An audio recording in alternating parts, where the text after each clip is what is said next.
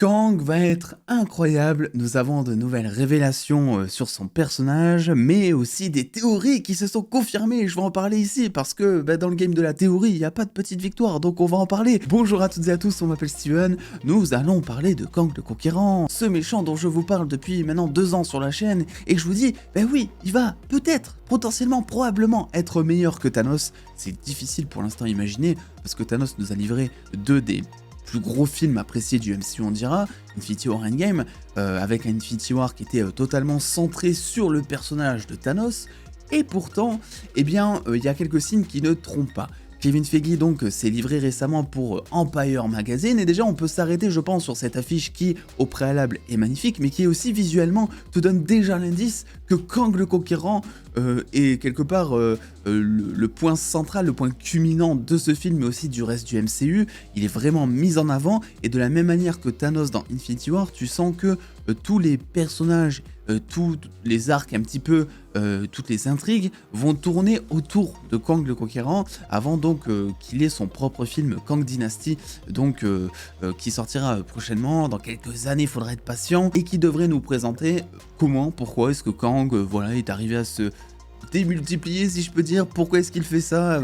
d'où vient ce désir de conquérir donc plusieurs univers. Et donc justement, Kevin Feige s'est livré par rapport au conquérant en lui-même, et a dit que Kang le Conquérant était donc un choix évident quand ils ont commencé à bosser donc sur l'aspect du multiverse. Là, ça me paraît totalement logique pour le coup. Je vois pas quel méchant ils auraient pu mettre, à la rigueur Galactus, tu peux te dire, ou Docteur Fatalis, mais c'est vrai que concrètement parlant, Kang c'est un méchant qui existe via le multiverse, donc ça paraît compliqué de pas en parler quand tu parles de multiverse quelque part. Et surtout, il a dit de nouvelles choses, notamment le fait que Kang est une personne très puissante, mais lorsqu'on le rencontrera, donc dans Ant-Man and the Wasp Quantumania, il est dans une position où il doit récupérer son pouvoir. C'est exactement ce que je vous avais dit après le trailer, donc le premier trailer de Ant-Man qui est sorti il y a maintenant quelques mois quand même, c'est que ça me paraissait bizarre, déjà que Kang demande un service à Ant-Man, qui est un petit peu un Avenger de seconde zone, que Kang soit bloqué dans la zone quantique, aussi ça paraissait très bizarre, donc nécessairement tu te dis, déjà pour affronter Ant-Man dans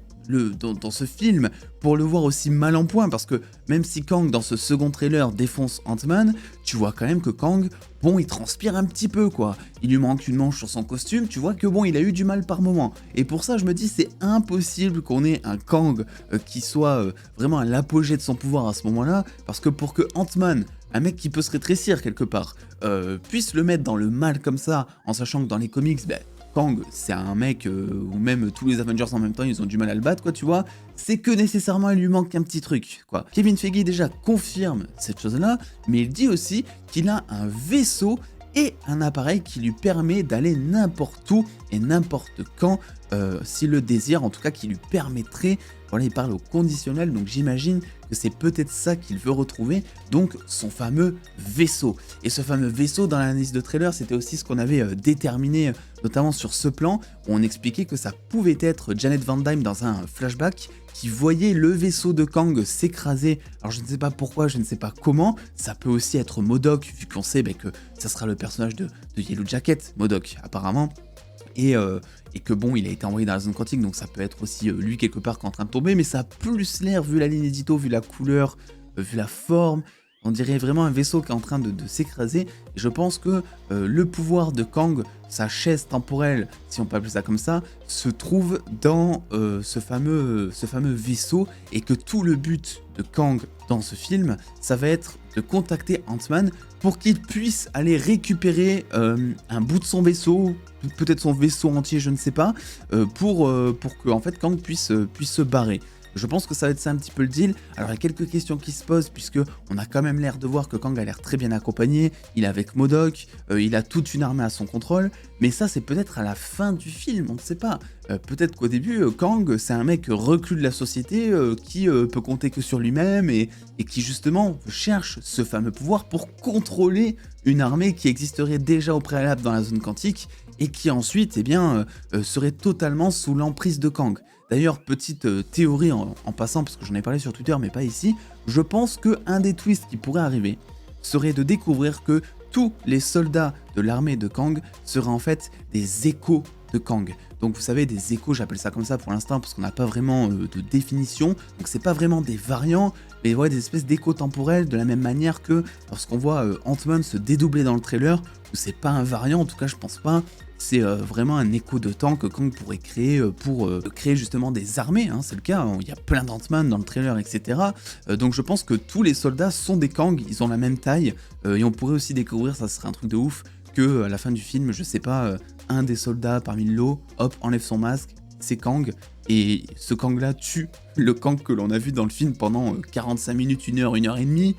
pour découvrir qu'en fait c'était lui le Kang principal, quoi, par exemple. Je pense que ça, de toute façon avec ce personnage, ça va faire que des trucs comme ça, puisque on en vient à la nouvelle news que nous donne Daniel Richtman. Alors, considérez ça toujours comme une rumeur avec des pincettes, on a l'habitude avec Daniel RPK, d'autant plus qu'il dit pas cette fois j'ai entendu dire que, non, Daniel RPK parle à l'affirmatif, donc jugez cette news comme bon vous semble. Personnellement ça me semble très fiable puisqu'il dit sur son Patreon aujourd'hui au moment où je tourne cette vidéo que plusieurs variants de Kang seront présents dans la saison 2 de Loki. C'est une très bonne nouvelle, on va avoir beaucoup plus de développement quant à ce fameux conflit peut-être dont nous a expliqué celui qui demeure, disant que tous les Kang en fait se sont tapés dessus dans la guerre multiversielle, n'est-ce pas, et que donc celui qui demeure c'était le variant le plus gentil. Là il est mort, donc peut-être que tous les variants les plus pourris vont ressortir du lot et vont essayer de prendre le contrôle, et ça va nous donner lieu en fait à une nouvelle guerre multiversielle à la fin de la saison 2 de Loki. Ça serait super intéressant,